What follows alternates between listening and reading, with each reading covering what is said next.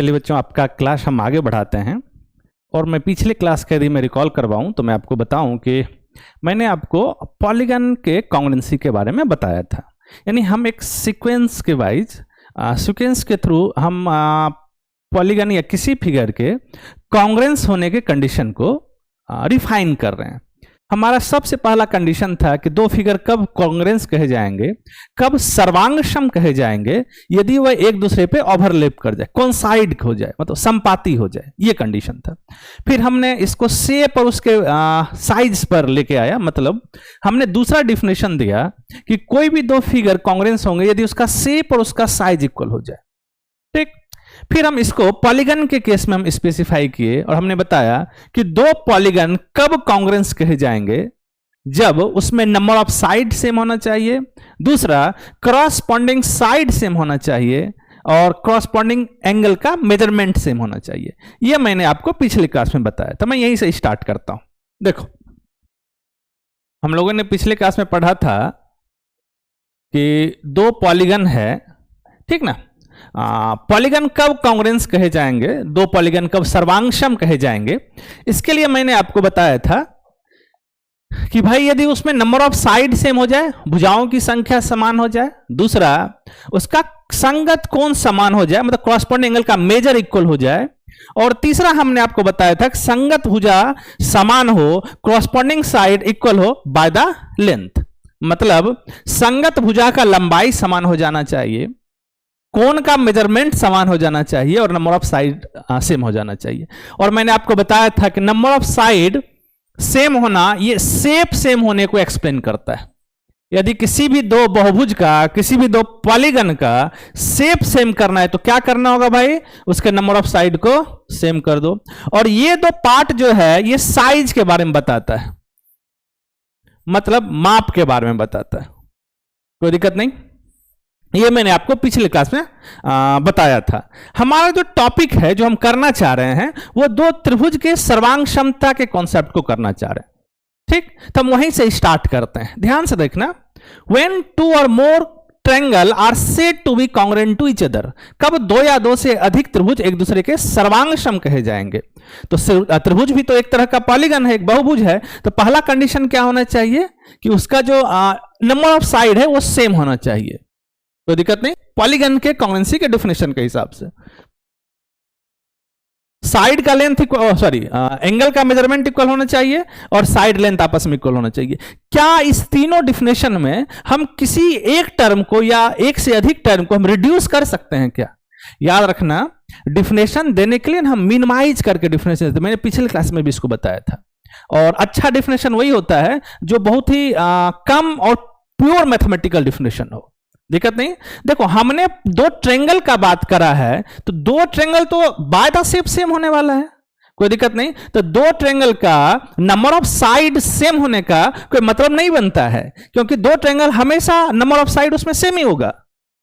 त्रिभुज का क्या डेफिनेशन पढ़ा है? त्रिभुज is a polygon bounded by the three line segment या polygon by the three line segment.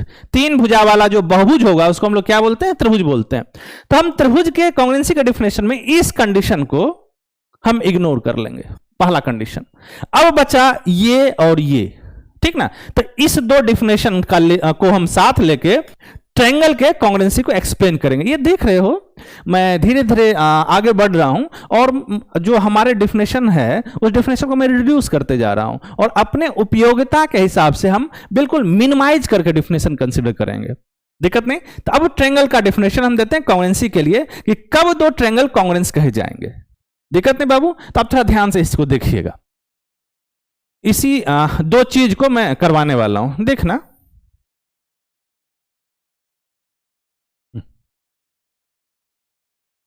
कब दो ट्रायंगल सर्वांगसम कहे जाएंगे, ठीक ना। तो अभी तो हम पीछे पड़े हैं, ट्रायंगल में नंबर ऑफ साइड सेम करने का कोई जरूरत नहीं है, क्योंकि ट्रायंगल में नंबर ऑफ साइड, किसी भी ट्रायंगल का जो नंबर ऑफ साइड होगा हमेशा 3 होगा।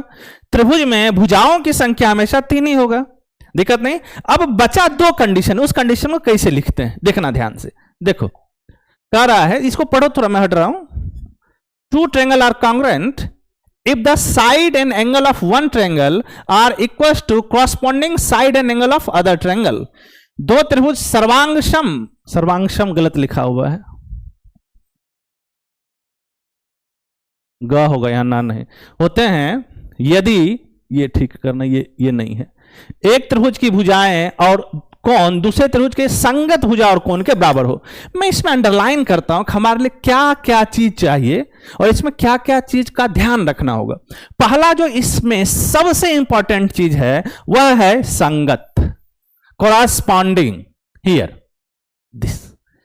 ये कह रहा है कि कॉन्ग्रुएंसी के लिए कॉरस्पॉन्डिंग साइड का मतलब बहुत होता है, बहुत मतलब कि बहुत पावरफुल मतलब रखता है। और मैं पिछले क्लास में बताया था कि पूरे कॉन्ग्रुएंसी में 90% यदि किसी चीज पर फोकस करना है तो कॉरस्पॉन्डिंग पार्ट पर फोकस करना है, संगत भाग पर फोकस करना है। दिक्कत नहीं बच्चा।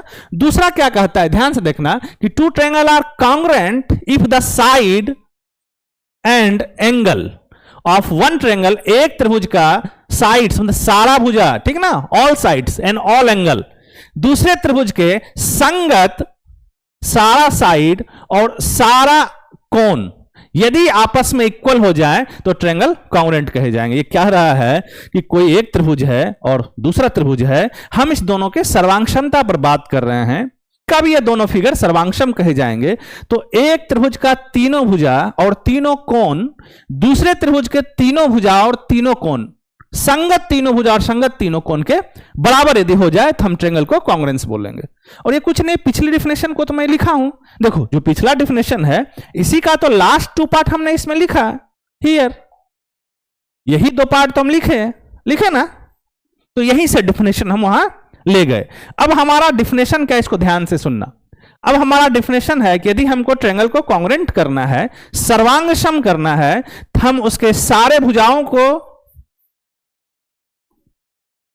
और कोण दोनों को इक्वल करना पड़ेगा। मतलब ट्रायंगल का 3 कोण होता है ना और 3 साइड होता है, तो तीनों कोण इक्वल होना, मतलब ये इसके इक्वल, ये इसके इक्वल और ये इसके इक्वल, और दूसरा भुजा भी, संगत भुजा भी, कॉरस्पॉन्डिंग साइड भी आपस में इक्वल होना चाहिए।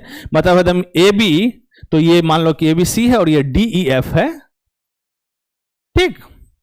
मतलब कि ये इसके इक्वल हो जाए या ये इसके इक्वल भी हो सकता है कि फिगर डायरेक्ट नहीं देके फिगर कुछ रोटेट करके दिया हो, ऐसा संभव है।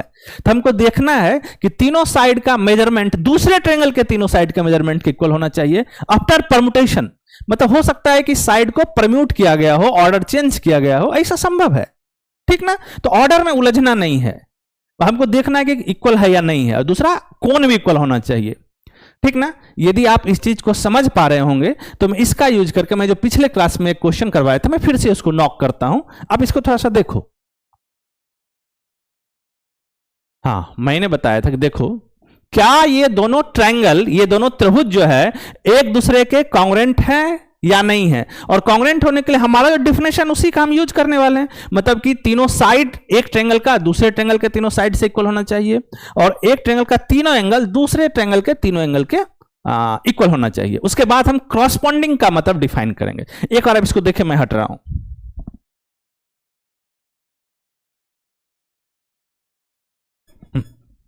देखो बाबू, अब ये ट्रायंगल है और ये DEF और ABC ट्रायंगल है। अब इसके कॉन्ग्रुएंस होने के लिए पहला कि इसके साइड इक्वल होना चाहिए दोनों ट्रायंगल के, और एंगल। तो पहले हम साइड पर काम कर लेते हैं, ठीक। देखना, अच्छा इस ट्रायंगल का AB कितना है भाई, 3 सेंटीमीटर। अब बताओ, मैं ऐसे ही लिख देता हूं, रुक जाओ। AB कितना है, 3 सेंटीमीटर। अब बताओ क्या इस ट्रायंगल में कोई एक ऐसा साइड है जिसका मेजर 3 सेंटीमीटर है? तो बिल्कुल है। कौन है भाई? तो AB देखो ये है, दिक्कत नहीं। अब हम AC लेते हैं। AC कितना है भाई, 4 सेंटीमीटर। क्या इस ट्रायंगल में कोई साइड है जिसका मेजरमेंट 4 सेंटीमीटर है? देखो ये दिख रहा है, ये इसके इक्वल हो गया। अब ये इसके इक्वल है। तो साइड जो है एक ट्रायंगल का तीनों साइड दूसरे ट्रायंगल के तीनों साइड के इक्वल है। यहां थोड़ा सा रुकिए और ये समझिए कि देखो इसका इसके इक्वल होना जरूर नहीं है। यहां ये इसके इक्वल है तो यहां फिगर रोटेट करके दिया हुआ है, समझ रहे हो, फ्लिप करके दिया हुआ है। ऐसा संभव है, लेकिन हम देख रहे हैं कि एक ट्रायंगल का तीनों साइड दूसरे ट्रायंगल के तीनों साइड के इक्वल होना चाहिए। ऑर्डर रिवर्स हो सकता है, ऑर्डर रोटेटेड हो सकता है, यह संभव है। ठीक, अब एंगल का मेजरमेंट देखो, पहला कंडीशन साइड वाला कंडीशन तो हम देख लिए, अब बचा हुआ एंगल का कंडीशन, मतलब कोण वाला। देखो इस ट्रायंगल का एंगल ए का मेजरमेंट 90 डिग्री है, इसमें भी ये का 90 डिग्री है, यहां तो सामने सामने सीधा सीधा एक ही पोजीशन पे दिख गया ना। दूसरा एंगल बी का मेजरमेंट 53 है, देखो इसमें कहीं है 53, हाँ है, लेकिन देखो यहां इस पोजीशन में, यहां इस पोजीशन में नहीं है ना। तो कांग्रुएंस करने के लिए जब हम चेक कर रहे हैं तो सेम पोजीशन भी जरूर नहीं है, लेकिन जब हम कांग्रुएंस करेंगे तो एक होशियार बच्चा के जैसा हम इसके क्रॉसपोंडिंग पार्ट को इसको सजा के बिल्कुल लिखना है, और जो बच्चा इसको सजाने जानता है वो बहुत ही लायक बच्चा है, बहुत होशियार है। ठीक ना, ये आना चाहिए आपको।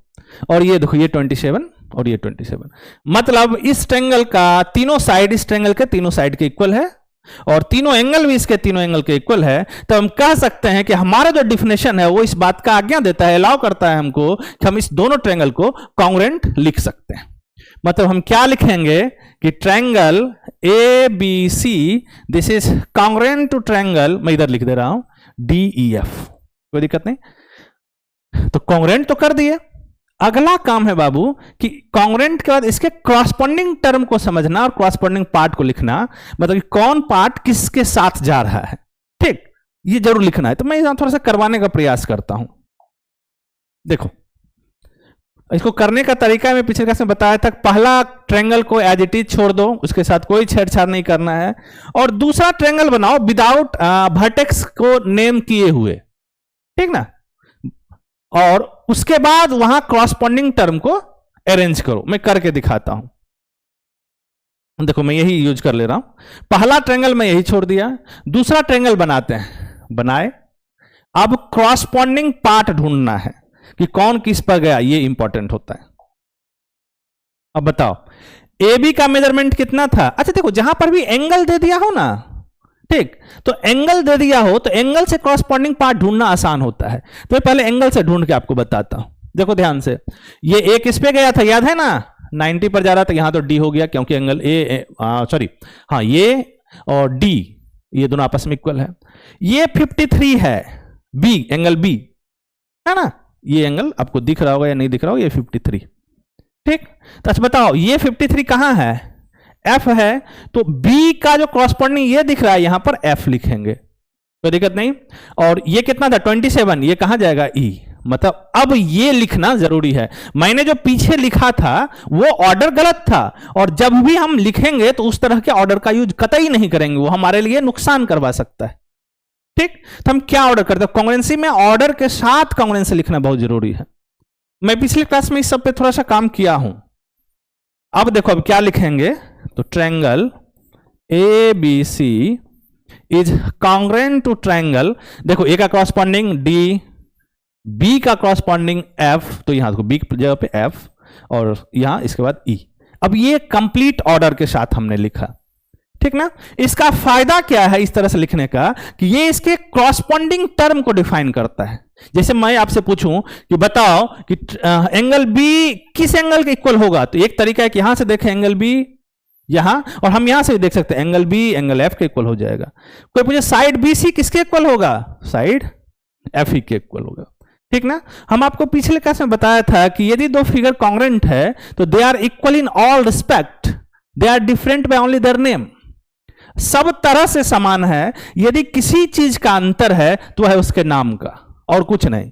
और मैंने एक्सप्लेन करने का प्रयास किया था कि दो कांग्रुएंट फिगर है तो इसका हर एक चीज इक्वल होता है बाय द मेजरमेंट, कोई दिक्कत नहीं। तो मैं यहां तो मैं तो साइड वाइज आपको सॉरी एंगल वाइज बताया, मैं थोड़ा सा साइड वाइज एक्सप्लेन करने का प्रयास करता हूं। अब मतलब जो ये लिखेंगे, ये जो मैं लिखूंगा कि कौन किस पर जा रहा है, उसमें हम एंगल का यूज नहीं करेंगे, साइड का यूज करेंगे, तब कैसे हम लिखेंगे, ये थोड़ा सा चैलेंजिंग होता है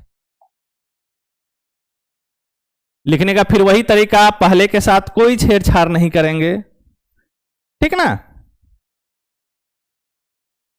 और दूसरा ट्रायंगल बनाएंगे उसके वर्टेक्स के नेमिंग के बगैर। देखना ध्यान से बाबू, हमने एक ट्रायंगल बनाया, अब कैसे डिफाइन करेंगे कि नेमिंग क्या दें, ध्यान से देखना एक चीज। अच्छा देखो, ये 3 सेंटीमीटर है, ये 4 सेंटीमीटर है। ये कहां आके मिला भाई? ए पर मिला। ठीक, देखो यहां 3 और 4 कहां मिल रहा है? डी पर मिल रहा है, तो यहां तो डी मिल दे दिए, कोई दिक्कत नहीं। ये कितना था?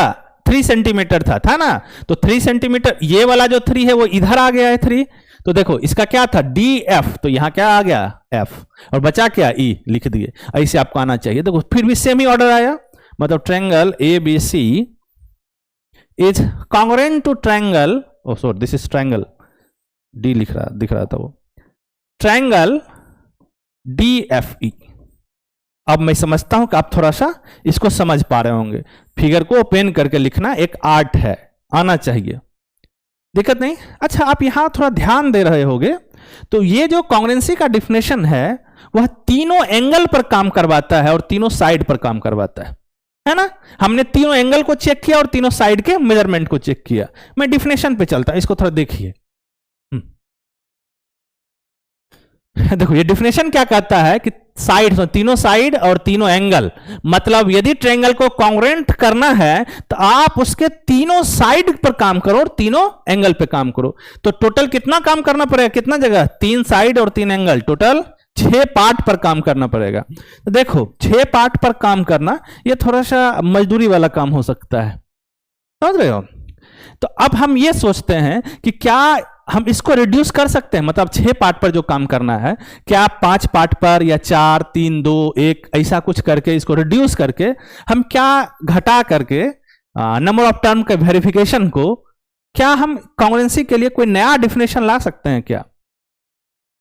तो चलते हैं और हम लोग इसी टॉपिक को करते हैं। देखो ध्यान से, अब हमारा जो टॉपिक है वह कहता है क्राइटेरिया फॉर कॉन्ग्रुएंस ट्रायंगल, मतलब त्रिभुज के सर्वांग क्षमता के लिए क्या कसौटी होगा, क्या क्राइटेरिया होगा, ये हम इस पर चलते हैं। और मैं आपको एक एक्सियम से मैं स्टार्ट करता। अच्छा, मैं आपको बताया था, जब भी मैं नया टॉपिक शुरुआत करता हूं, मैं हमेशा ये एक बार जरूर मैं आपको बताता हूं कि हमारा जो अप्रोच है एक्जियोमेट्रिक अप्रोच है, और हम जब भी पढ़ेंगे तो हमारे लिए एक एक्सियम तो हमेशा आएगा, ठीक, और उस एक्सियम का यूज करके हम बाकी को इस्टेब्लिश करते हैं। तो देखो जैसे हम लाइन्स एंड एंगल पढ़े तो लीनियर पे एक्सियम हमने पढ़ा, हमने समानांतर रेखा के बारे में पढ़ा, पैरेलल लाइन के बारे में पढ़ा, तो हमने क्रॉसपोंडिंग एंगल एक्सियम के बारे में पढ़ा। अब हम कॉन्ग्रुएंसी पढ़ रहे हैं और इसका एक्सियम क्या है। देखो पहले समझना है कि देखो पीछे कितना पार्ट पर कर रहे थे? 6 पर। अब जो ये क्राइटेरिया है ये कितना पार्ट पर करता है? देखो जैसे ऊपर लिखा हुआ SAS axiom, side angle side axiom, इसको थोड़ा पढ़ो, मैं हट रहा हूं।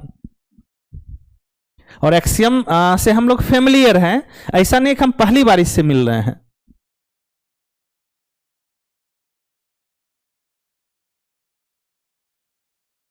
ये क्या कहता है? Two triangle are congruent if two side and included angle of one triangle are equals to the two side and the included angle of the other triangle। दो त्रिभुज सर्वांगसम होते हैं यदि एक त्रिभुज की दो भुजाएं और उसके अंतर्गत कोण, मतलब ये दो भुजा से मिलने वाला जो कोण बनेगा इसका बात कर रहा है, दूसरे त्रिभुज के दो भुजा और उसके अंतर्गत कोण बराबर हो जाएं, तब हम दोनों को सर्वांगसम कहेंगे। ठीक, तो मैं कई पार्ट में इसको बताता हूं। पहला ये कि क्या मैं इस डिफिनेशन को, इस एक्सियम को क्यों अडॉप्ट करूंगा। जब मैं किसी नया चीज को अडॉप्ट करता हूं तो दो हो सकता है, या तो मैथमेटिकल उसका मीनिंग होगा, या तो हमारे लिए वो उपयोगी है, काम आसान करता है। तो ये उपयोगी भी है और ये मैथमेटिकल भी है। उपयोगी किस सेंस में है कि हम पीछे पढ़ रहे थे तो उस पर हम 6 पार्ट पर काम कर रहे थे, 3 एंगल और 3 साइड पे।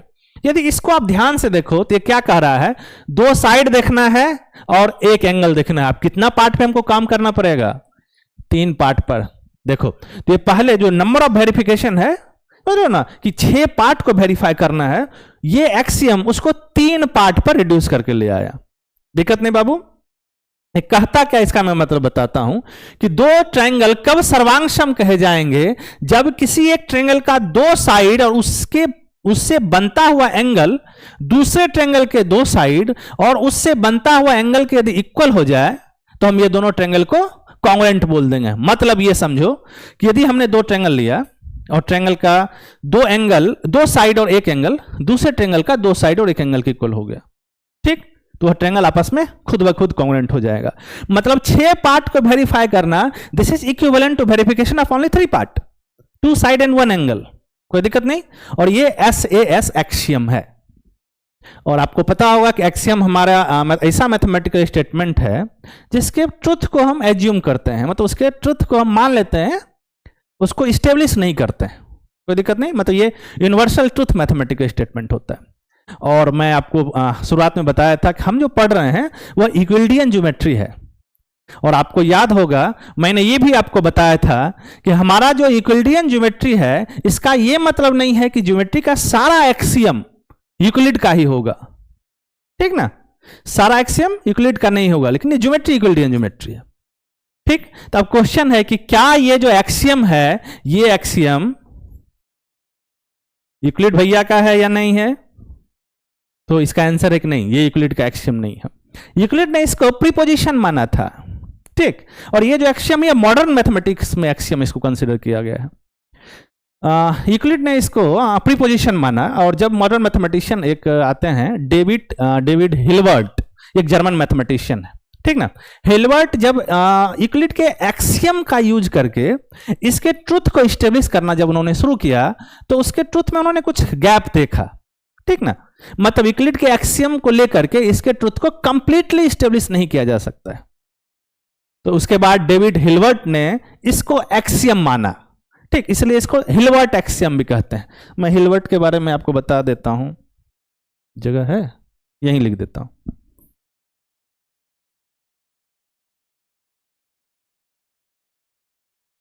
डेविड हिल्बर्ट, इनका जो ड्यूरेशन है 1862 से 1943 तक।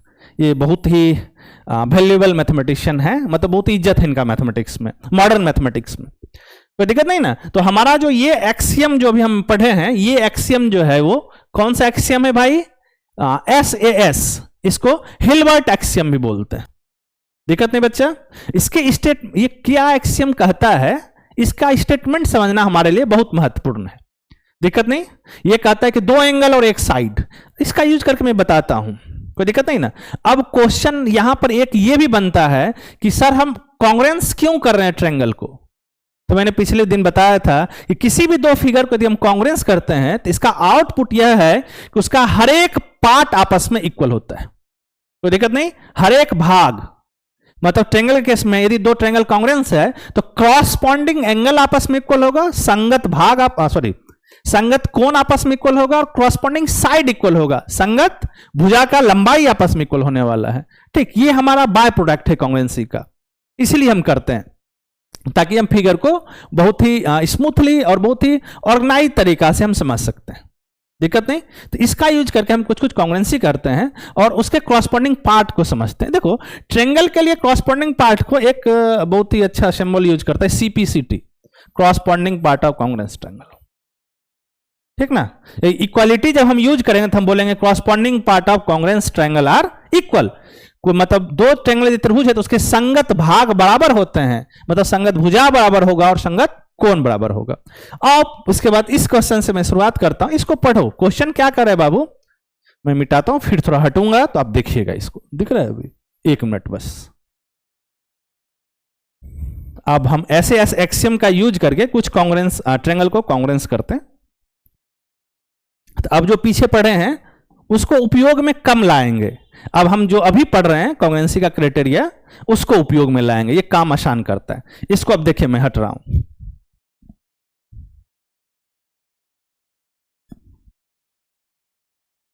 अब ये 2 ट्रायंगल कॉन्ग्रुएंट है ना, सॉरी है या नहीं उसको चेक करना है।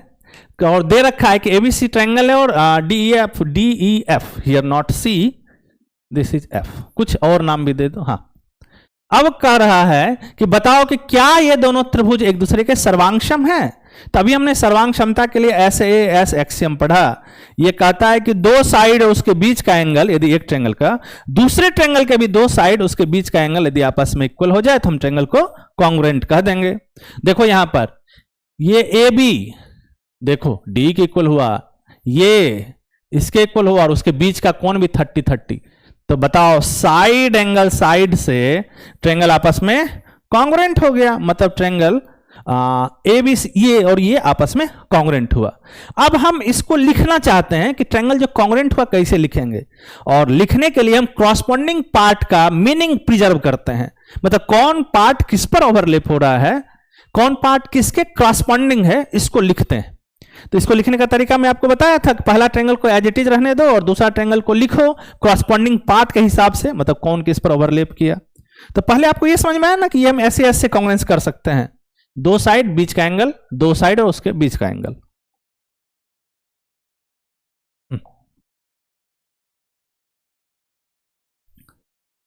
पहला ट्रायंगल को इसी तरह से छोड़ दिया, दूसरा एक ट्रायंगल बनाए रफ। अब देखो पहले साइड वाला पार्ट वेरीफाई, यहां साइड और एंगल दोनों है। पिछले जो बताया था कि एंगल सिर्फ हो तो आसान होता है, साइड एंगल हो तो पहले साइड को वेरीफाई कर लेंगे। देखो ये साइड ए बी है, मतलब ये 3 और ये 4 है, इसका 3 और 4 वाला ये है, तो 3 और 4 वाले का इंटरसेक्शन डी है और यहां ए है, तो ए के क्रॉसपोंडिंग डी आएगा, लिख लीजिए। अब बताओ ए बी का लेंथ कितना है 3 सेंटीमीटर, तो 3 सेंटीमीटर वाला क्या है ये डी ई, यहां डी तो यहां आ गया ई। अब ए सी का क्रॉसपोंडिंग क्या होती है 4 सेंटीमीटर, इसका क्रॉसपोंडिंग ये डी एफ, देखो यही आया इसका क्रॉसपोंडिंग। आप कैसे लिखेंगे, triangle A B C is congruent to triangle D E F, ये क्रॉसपोंडिंग पार्ट के साथ हम लिख दिए। अब ये ट्रायंगल कॉन्ग्रेंट हुआ तो हमको क्या मिला, तो इसका क्रॉसपोंडिंग पार्ट इक्वल होगा सीपीसीटी, आपस में equal, corresponding part of congruence triangle are equal. तो इसका क्रॉसपोंडिंग पार्ट क्या है कैसे पता चलेगा, देखो यहां से कोई पूछे कि एंगल ए का मेजरमेंट 30 है तो डी का कितना होगा, अच्छा डी तो दे ही दिया 30। यदि इसका मेजरमेंट मान लो x है b, तो b का क्रॉसपोंडिंग एंगल क्या है e, इसका मेजरमेंट भी x हो जाएगा। यदि c का मेजरमेंट y है तो f का मेजरमेंट भी y। If triangle are congruent then their corresponding angles are equal and corresponding sides are equal. दिक्कत नहीं, बाय द मेजरमेंट एंगल का मेजर और क्रॉसपोंडिंग साइड का लेंथ, दिक्कत नहीं बच्चा। अब पूछे कि बताओ BC, इसका तो लेंथ हमको पता है कि ये इस पर जा रहा है, ये इस पर जा रहा है, 4 4 वाले पे 3 3 वाले पे। BC किसके इक्वल होगा, मान लो BC का मेजरमेंट जो है वो L सेंटीमीटर है, तो BC का कॉरस्पॉन्डिंग EF ये भी L सेंटीमीटर हो जाएगा। देख रहे हो ना, ये क्या है भाई, फिगर में यदि किसी चीज का अंतर है तो सिर्फ नाम का अंतर है, नाम के अलावा इसमें और किसी चीज का अंतर नहीं है, ठीक ना। ये स्ट्रक्चरली बिल्कुल आइडेंटिकल है। यदि नाम इसका बदल दें, इसका नाम ए रख दें, बी रख दें और सी रख दें, तो इसमें फिर नाम का कुछ अंतर नहीं रहा, एक तो चीज सेम ही है। तो कॉन्ग्रुएंट फिगर में किस चीज का अंतर होता है, सिर्फ और सिर्फ नाम का, बाकी किसी चीज का अंतर नहीं होता है, ठीक ना। आगे जब बड़ा क्लास में जाओगे देन दिस इज कॉल्ड, कुछ और एक्स्ट्रा प्रॉपर्टीज है, this is called isomorphism. Structurally same, बिल्कुल identical, by the name different होना चाहिए, दिक्कत नहीं बाबू। देखो आगे बढ़ते हैं। मैं समझ रहा हूं कि ये आप समझ रहे होंगे। अभी हमारा जो टॉपिक, हम SAS कॉन्ग्रुएंसी का यूज करके हम फिगर को कॉन्ग्रुएंस कर रहे हैं। दूसरा, उसके बाद उसके कॉरस्पॉन्डिंग पार्ट को लिख रहे हैं, कॉरस्पॉन्डिंग पार्ट के हिसाब से कॉन्ग्रुएंसी का सिंबल अडॉप्ट कर रहे हैं, ठीक ना। और इससे इंफॉर्मेशन हम निकालने का प्रयास कर रहे हैं। याद रखना, यदि कोई बच्चा ऐसे लिख दे इसको कि triangle ABC is congruent to triangle EDF, तो ये बिल्कुल बवंडर करने वाला है, ऐसा नहीं होने वाला है, ये बिल्कुल गलत है, ठीक ना। क्योंकि हम कॉन्ग्रुएंसी में क्रॉसपॉन्डिंग पार्ट को फॉलो करते हैं, क्रॉसपॉन्डिंग पार्ट के ऑर्डर को फॉलो करते हैं, ये आपको बिल्कुल हमेशा समझना पड़ेगा। देखो बच्चा, मैं दूसरे क्वेश्चन की तरफ बढ़ता हूं। यहां गिवन क्या, मैं एक बार देखो, मैं हट रहा हूं। गिवन है कि भाई AD और CD और BA जो लाइन आपको दिख रहा है, यह लाइन इंटरसेक्टिंग है, प्रतिच्छेदी है, और O पर ये इंटरसेक्ट कर रहा है। और इसके बाद इंफॉर्मेशन दे रखा है कि AO जो है वो BO के इक्वल है और OD जो है वो OC के इक्वल है। अब तुमको दिखाना है कि क्या ये दोनों फिगर एक दूसरे के कॉन्ग्रुएंट कहे जाएंगे क्या। देखो थोड़ा सा कर सकते हो कुछ। और हमारे पास जो कॉन्ग्रुएंसी का बस एक ही क्राइटेरिया है, वो क्राइटेरिया क्या है भाई, तो side angle side axiom, SAS axiom, क्या उससे ये कॉन्ग्रुएंट है।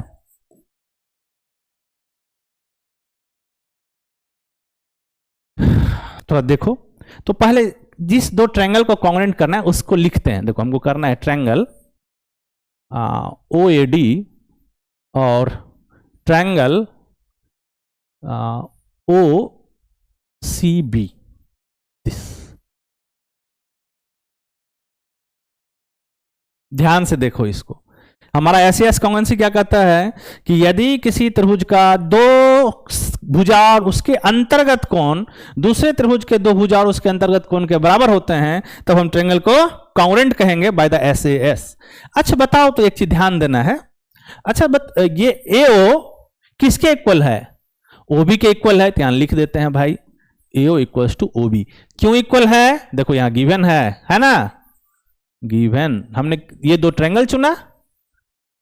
दूसरा देखो सीओ इक्वल टू ओडी या डीओ, दिस और दिस। क्यों भाई? ये भी देखो गिवन है, ठीक। अच्छा ये बताओ तो एंगल सीओबी और एंगल एओडी, पहले तो ये बताओ कि क्या ये दोनों जो भुजा हम कंसीडर कर रहे हैं, जिसके इक्वालिटी को हम ले रहे हैं, उससे बनता हुआ है या नहीं है। देखो हम इसको ले रहे हैं ना, इस ट्रायंगल में इसको ले रहे हैं। देखो इससे ये एंगल, ये इससे ये एंगल, तो एस तो ये कहता है दो साइड उससे बनता हुआ कौन, तो यहां कंडीशन सेम है। अब बताओ सीओबी और एओडी, सीओबी और एओडी, इसके मेजरमेंट को आप क्या कर सकते हो? क्या ये इक्वल है या इक्वल नहीं है? ये क्वेश्चन मार्क है। क्या ये इक्वल होगा या इक्वल नहीं होगा? तो आपको यदि ध्यान है तो आप रिकॉल कर पा रहे होंगे कि ये दो लाइन है या लाइन सेगमेंट है। जब दो लाइन इंटरसेक्ट करता है तो जो ये एंगल होता है ये आपस में इक्वल होता है। हमने जो लाइन एंगल पढ़ा रहा था आपको बताया था, और इस एंगल का नाम है वर्टिकली अपोजिट एंगल, शीर्षाभिमुख या सम्मुख कोण। कोई दिक्कत नहीं, तो इसका मेजर आपस में इक्वल होता है। तो मैं इसको इरेज कर देता हूं, अब तो क्वेश्चन मार्क रहा नहीं, दिस। तो by the criteria side angle side these two triangle are congruent, तो हमने कॉन्ग्रुएंट कर दिया। अगला काम है कि इसके कॉरस्पॉन्डिंग पार्ट के हिसाब से इसको सिंबॉलिक लिखो और कॉरस्पॉन्डिंग पार्ट ढूंढो। तो इसका क्या तरीका था, मैं आपको बताया था। पहला ट्रायंगल को एज इट इज लिखिए नाम के साथ, और दूसरे ट्रायंगल को उसके कॉरस्पॉन्डिंग पार्ट के हिसाब से सजाइए। हाँ, आप समझ गए होंगे। इसमें तो कुछ ऐसा नहीं था कि जो नहीं समझ में आए। देखो बच्चा, पहला ट्रायंगल को लिखो और दूसरा ट्रायंगल का नाम नहीं लिखेंगे, नाम कॉरस्पॉन्डिंग पहला ट्रायंगल के हिसाब से देते हैं। पहला ट्रायंगल किसी एक को ले लो ना, हम इसको ले रहे हैं ए ओ डी, तो इधर ए लिख लिया, ये ओ और ये डी। अब बताओ एंगल ओ किस पर जा रहा है? ये एंगल ओ पर, तो ओ तो भाई कॉमन है। पहले एंगल वाले को ही खत्म करो, कर लिया।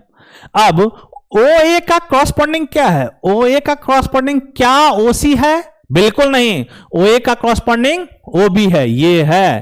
तो ये ओ ए है तो यहां ओ बी होगा, दिक्कत नहीं। अब हमको ये बताओ ओडी का कॉरस्पॉन्डिंग क्या है भाई? ओबी नहीं, ओडी का कॉरस्पॉन्डिंग ओसी, ओडी का कॉरस्पॉन्डिंग ओसी, इधर क्या बचा? सी।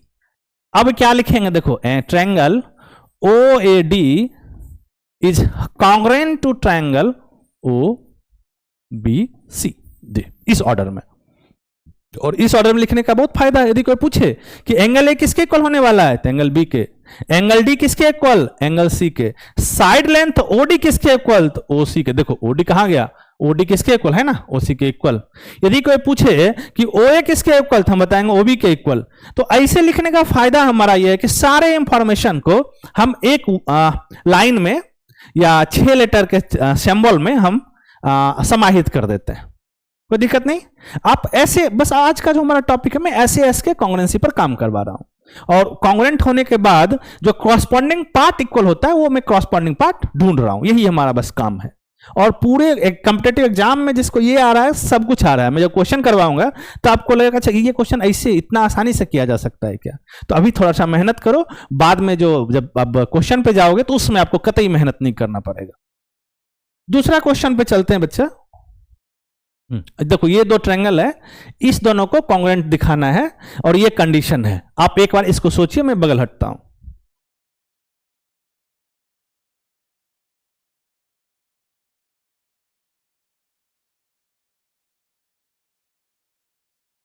ध्यान से देखना है। देखो जो ट्रायंगल को कॉन्ग्रुएंट दिखाना है उसको लिखो। तो हम ट्रायंगल ए सी बी और ट्रायंगल ए बी डी में बात कर रहे हैं, इस दोनों को कॉन्ग्रुएंट दिखाना है। तो इन ट्रायंगल लिख दो। अब इस इंफॉर्मेशन से देखो AC किसके इक्वल है, AD के इक्वल है, तो ये और ये आपस में तो इक्वल हुआ।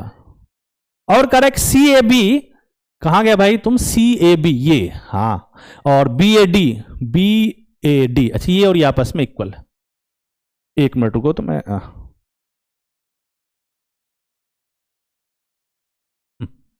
देखो ये और ये आपस में इक्वल है, कोई दिक्कत नहीं।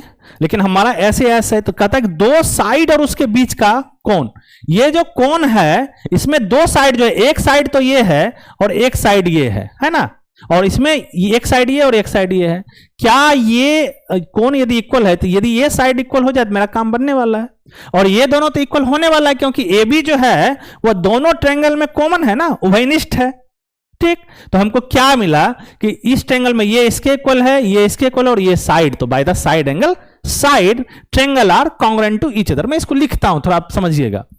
देखो AC इक्वल्स टू AD, क्यों इक्वल, ये क्वेश्चन से दे रखा है तो लिख दो सीधे गिवन। अब angle CAB equals to angle BAD, क्यों भाई, ये भी गिवन है। अब तीसरा है कि AB और AB आपस में इक्वल है, तो आप समझ रहे हैं इसका स्टेटमेंट क्या कहता है ऐसे, इसका कि किसी एक ट्रायंगल का दो साइड और उसके बीच का कोण, इस ट्रायंगल का ABD का ये दो साइड ये कोण, इस ट्रायंगल में ACB में ये और ये साइड और इसके बीच का कोण आपस में इक्वल हो गया। तो हम कह सकते हैं कि ये देखो यहां लिखा हुआ कैसे इक्वल हुआ, कि ये दोनों ट्रायंगल कॉन्ग्रुएंट है by SAS axiom, SAS axiom के थ्रू। दिक्कत नहीं बच्चा। अब कॉन्ग्रुएंट तो किए, तो ये एक पार्ट हुआ। अब दूसरा पार्ट हमारा क्या है कि इसके कॉरस्पॉन्डिंग पार्ट को ओपन करके लिखना। देखो ध्यान से,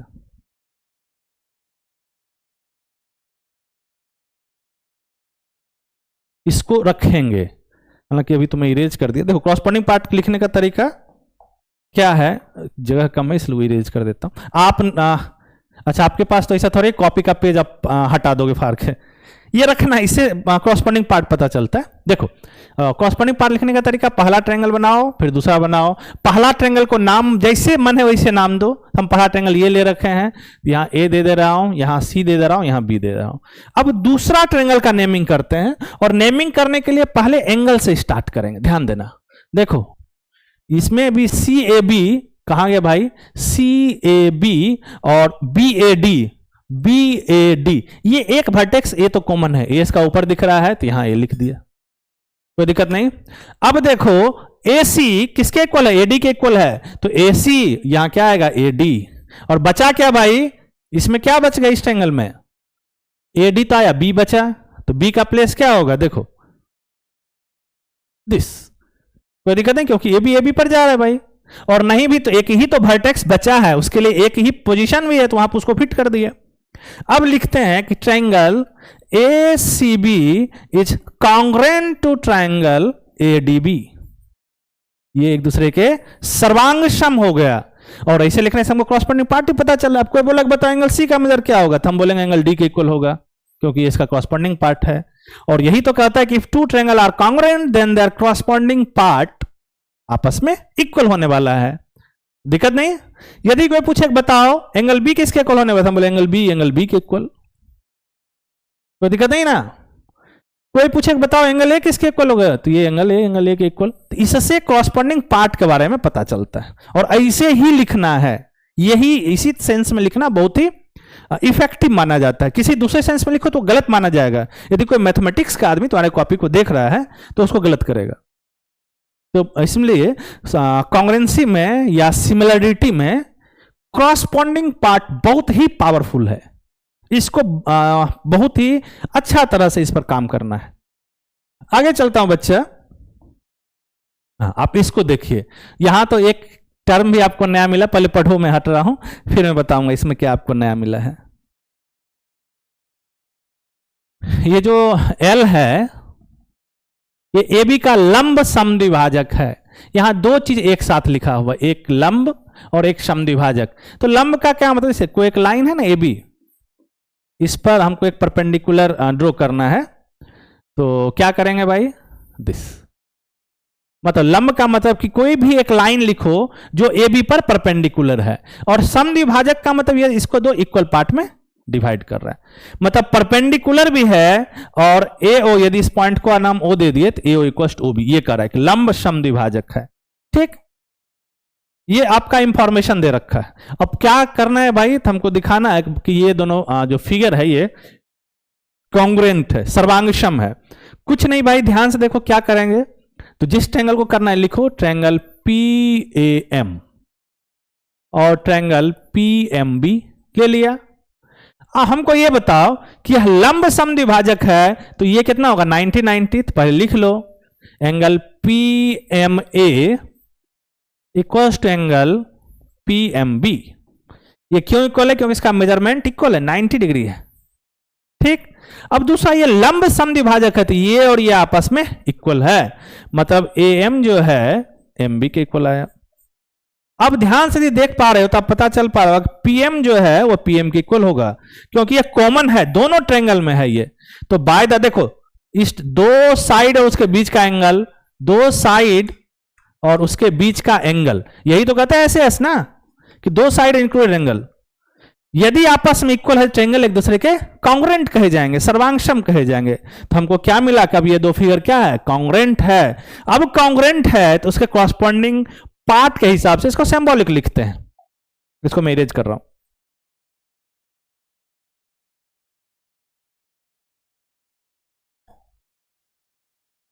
ये राइट एंगल है तो राइट एंगल की तरह ही बनाओ, उसका जनरेशन क्यों लॉस करोगे। पहला ट्रायंगल लिखते हैं, दूसरे ट्रायंगल, पहला ट्रायंगल को किसी तरह से भी नाम दे दो, तो पहला ट्रायंगल हम इसको मान लेते हैं, किसी को भी आप मान सकते हो, ये एजम्पशन फ्री है। हम मान ले रहे हैं PAM को, देखो M 90 है भाई तो M पर 90 दे दिया, ठीक ना, यहां P और यहां A दे दिए। अब इस ट्रायंगल का देखते हैं, देखो इस ट्रायंगल में M ही 90 है तो यहां M ही तो आएगा।